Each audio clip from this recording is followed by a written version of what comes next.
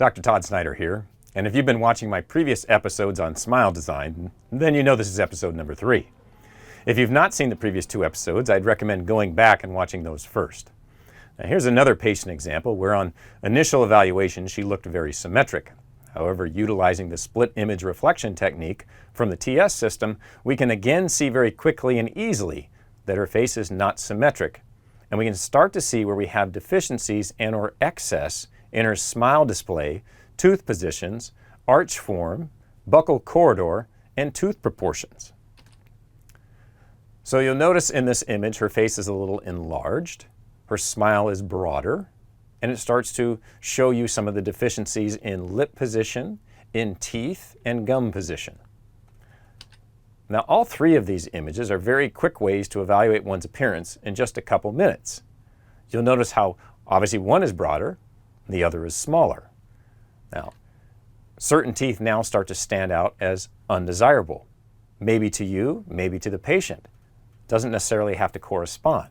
That's why we sit and have a discussion with the patient. So gingival display becomes more obvious as to its flaws as well. Now, having seen this, we can start to make some suggestions on broadening the smile on a specific side where an arch may be deficient, requiring orthodontics or filling out the buccal corridor using restorative techniques, as well as changing length and width proportions of the smile or individual teeth. And in these images, we can also evaluate the tooth and gum display, how much shows. There are lots of metrics that one can use to assess a person's smile. However, in this series of short episodes, we'll only cover some of the many numerical values that are used to help in evaluating and creating beautiful new smiles. Now, we cover those more in depth in our online training programs. So in evaluating a smile, it's said that 2 to 4 millimeters of gum tissue display upon smiling is considered acceptable.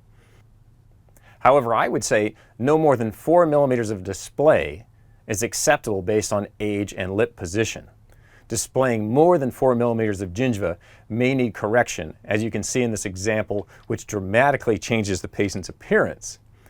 Now, if the lips are not symmetric, then you may see even more gingival display on one side versus the other.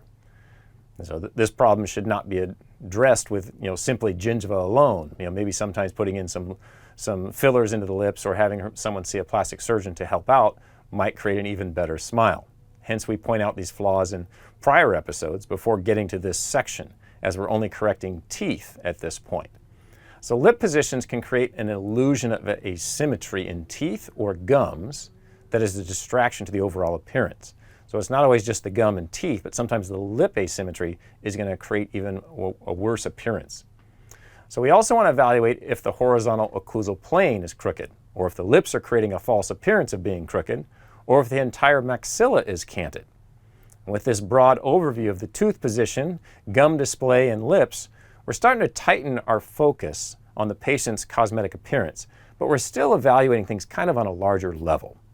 Now, we're obviously trying to achieve a uniform gingival display and having the teeth follow the lower lip smile line to create an ideal aesthetic appearance.